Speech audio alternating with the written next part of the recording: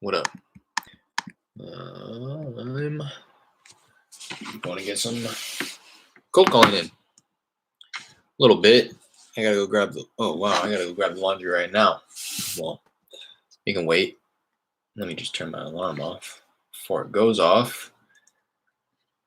And set it for another 30 minutes and hope that nobody takes my clothes out of the jar. Other than that, I'm gonna hit this driving for dollars list again. I've kind of just been calling through this list. I think this is the last time I'm gonna call. Yeah, a lot of these people have already been tried twice. I'm trying the last few for the third time. I have about 100 properties to go through to get through this list again. I really didn't expect the contact rate to be as good as it was yesterday when I was calling through just like this for the third time. One second, I'm gonna close my window.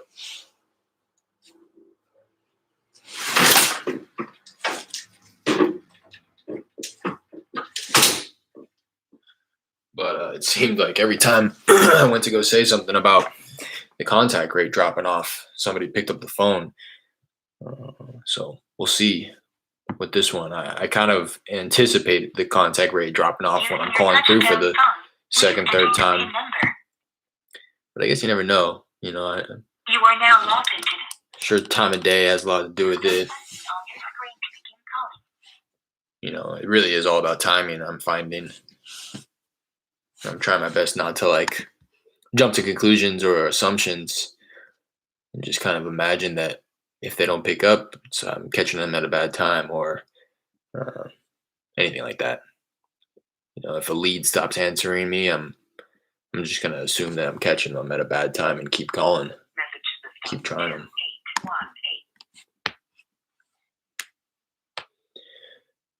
them. See, it's already happening.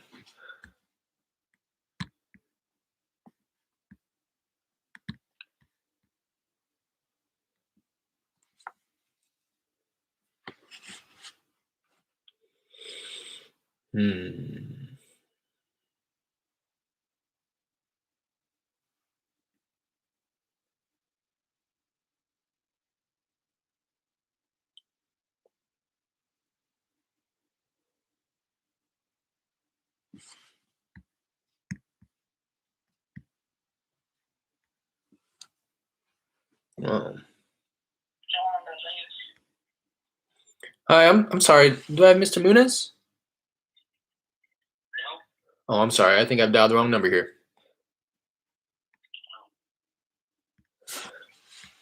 Seemed like it rang for way longer than I wanted it to. Check it out. This is my virtually driving for dollars map. That's where I'm driving. Tracking my route by hand. Writing down my addresses by hand. Please leave your message for 71. And then I house all my lists in PropStream that I won a free year subscription to. So that's something that I'm not having to pay for right now. So that's where I'm pulling lists and housing my driving for dollars lists. So I kind of take a two-step approach to it, two-step process for my virtual driving for dollars. I will use Google Maps and just track my route by hand. If I see a property that I come across that I'm interested in, I'll write it down, and then I'll do like an hour or two or however long I'm wanting to do it, and then just put all the lists, and that's just step one. All the properties in a handwritten list. And then step two, usually I'll save it for the nighttime because it's kind of just a tedious, monotonous type of task. Then step two, in order to actually build the list out, I'm taking the properties that I've written by hand and I'm searching them within PropStream. And I'm a little picky on the properties that I'm going to add to the list, right? So if it was purchased so I know in my area where I'm virtually driving for dollars, the Google Maps. Hello? Hi, I'm sorry. I was looking for the owner of a property on Avenue H. Do I have the right number here? I'm sorry, I can't hear you. Yeah, I was looking for the owner of a property on Avenue H. Do I have the right number? No, you don't. Oh, I'm sorry about that. Okay. Bye.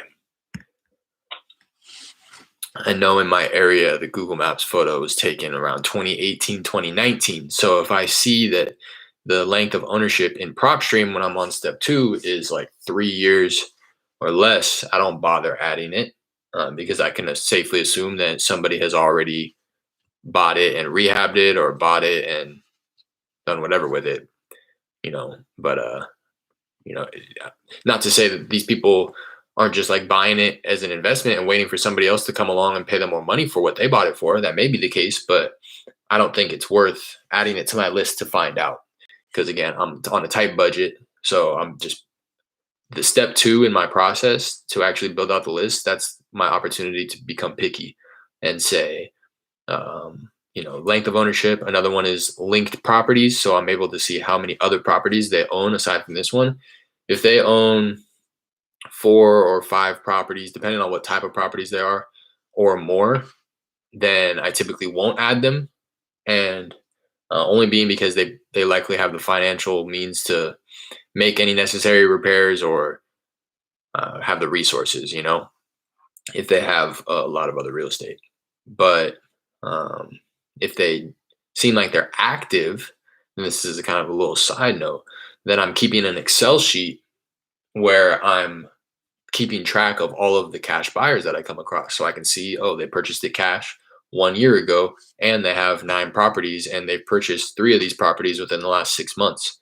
So I'm taking note of all of that, taking note of the person's name, the property which I discovered them on, how many properties they own, and any little notes like I just kind of read off to you right there. That way, when I do get a property under contract in that area, I can go through this list with certainty that they have, these are active investors in the area.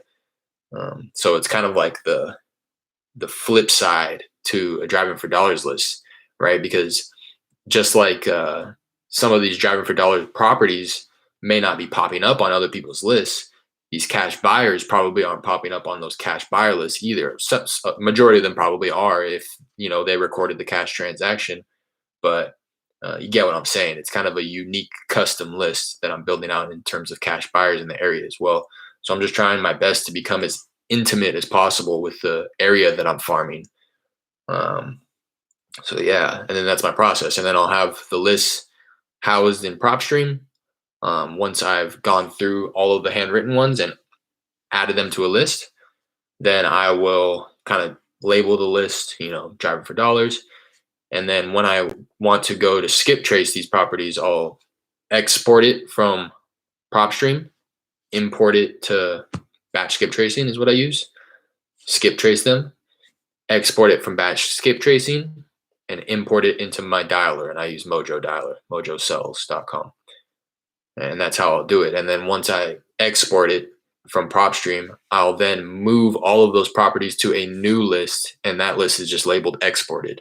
So I can just keep my list organized. And I know which properties still need to be exported and skip traced compared to the ones that have already been exported and skip traced. I'll never export a list and not skip trace it. So that's my driving for dollars process. That's how I get my driving for dollars list in my dialer that I'm calling right now.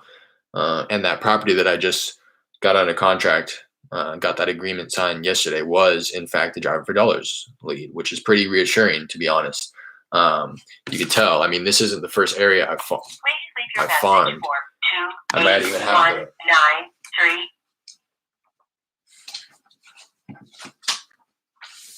the old areas. So I mean, hello. So these are the other areas I've farmed. These are a little bit more rural. You can see I got a little bit zoomed in, or more zoomed in on it.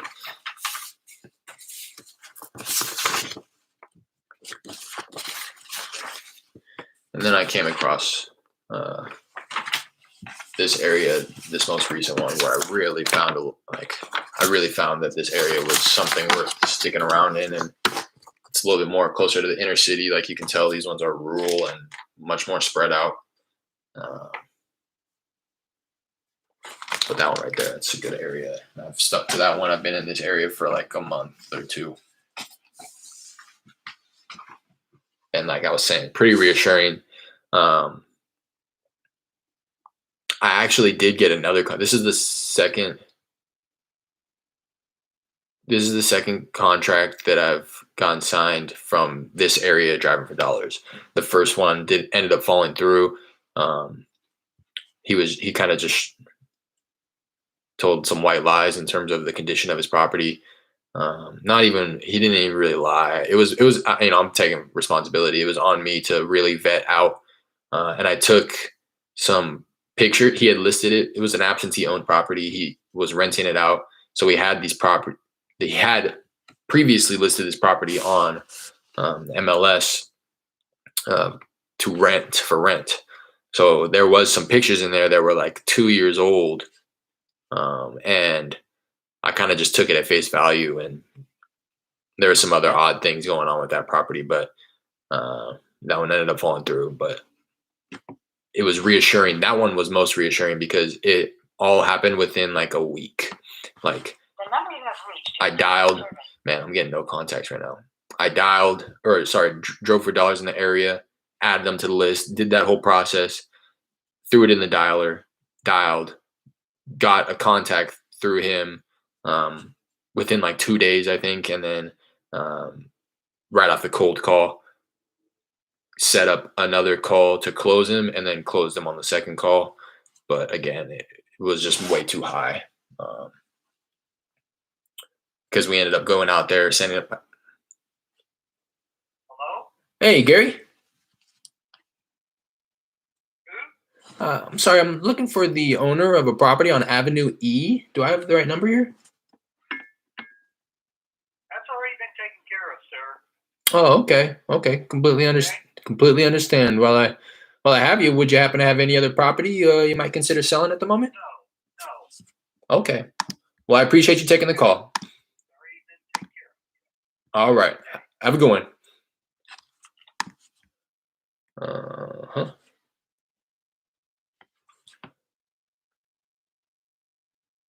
But yeah, reassuring because, I mean, you can kind of tell there's a lot of effort. And it was hard to stay committed. And I continued, I plan to continue doing it like this, until I'm able to scale up a little bit and add to my marketing budget, or just I don't know if you would even consider it marketing, but I used to have a Deal Machine, but the way that their thing is set up, I really had to get like the second tier, which was $100 a month compared to $50 a month. I know I'm kind of like nickel and diming, but like I say, I'm gonna continue saying it. I'm bootstrapping this thing, and every dollar counts. So the reason I was needing to get that second tier was to get the Google Chrome extension, which was the thing that would allow me to virtually drive for dollars, which is kind of frustrating because then I was paying for a bunch of other stuff that I wasn't really using. So I'm looking into some, looking into some other services that I plan on grabbing and signing up for once I'm able to allocate a little bit more money towards like my monthly expenses. And that will help me a lot with just efficiency and productivity in terms of building my list out, at least my Driver for Dollars list. And then I plan on just kind of adding fuel to the fire with more data. Just want to get fresher data in there more consistently. Because I know it's good, right, to cycle through these lists at least a few times, but when it does come time and I feel like, okay, all I've been doing is cycling through these lists, I want to be able to pull a new list and get some fresh data in there and really like test out lists. Because right now I would love to pull like a few hundred properties and like test it out and just like spend a couple hours to call through and test this list out. But it's not like I said, every dollar counts. So I don't really have that luxury of cashing out, on a couple hundred skip traces and just to test it out and then having it be a bunk list. But I guess that's kind of where I'm at anyway. So it's something that I have to come to terms with.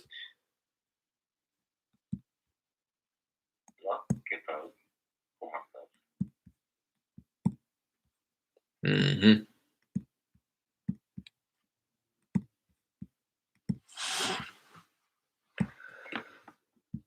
Mm-hmm. Yeah. Pretty weak contact. Maybe pull like, if I can pull down 5 or 6 contacts out of the rest of these properties, I'd be happy with that. I feel like it wouldn't be a total waste of my time. That's really what it is. It's an internal thing. Is what I'm finding is I feel like I'm wasting my time when I'm sitting here waiting for contacts. I feel like I could, if I was spending this time actually talking to people. So that's that balance I'm constantly battling is, do I spend more money to have more contacts, although they may not be? Because like the ones that I'm calling through multiple times, I know that they're quality lists, right?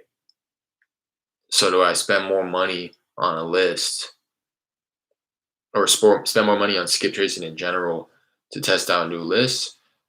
The money that I don't really necessarily have to spend on it, I could, but um, right now, like I said in my driving for dollars process, I like it because I have kind of full control over each step of the process in building the list. So I'm selecting the properties. I'm excluding properties that on face value have no indication of motivation, right? Like length of ownership. Hello? Length of ownership, number of properties owned. What else? Liens, if there's any liens listed or outstanding mortgage balance, all of it. Everybody's situation is different, obviously, but it speaks to those, these type of things speak to that. And the fact that there is physical distress on the property, repairs are needed. So that's the biggest thing, right? So that's why I like my drive for dollars process. I just feel like I have a good hold on the properties that I'm calling. And I gotta go.